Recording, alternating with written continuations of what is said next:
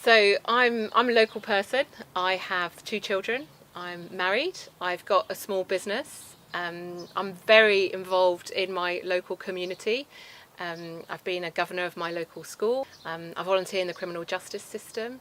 I'm working to set up a Poverty Truth Commission. I also have a full-time job with my own business where I work on poverty issues and human rights, doing a lot of work at the moment with the United Nations, but I work with international non-governmental organisations, and I also work with small grassroots organisations. So I'm one of those people who really try and walk the talk.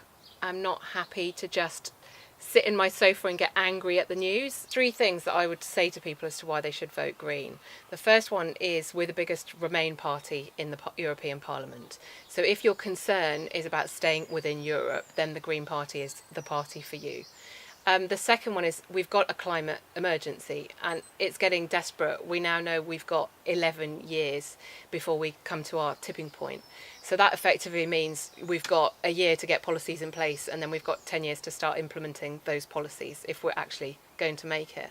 And the third reason is Britain is at crisis. Inequality is rising at a really quite scary rate, and people are feeling more and more disenfranchised. We're seeing street poverty going up.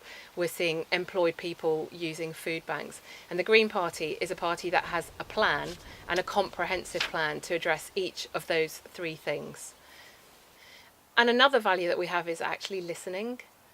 So I was talking to somebody the other day who was talking about, well, who's helping the small business? You know, how we've got people fighting for the case for the big unions, we've got people fighting the case for big business. And I say, well, the Green Party, can work with business, we can work with the trade unions, but we're also not afraid to speak with individuals who are running small businesses who are really struggling. And we really understand how I'm self-employed, and I know how difficult it can be. You'll have seen this with Caroline Lucas on the telly. You know, the Green Party is a party that's brave.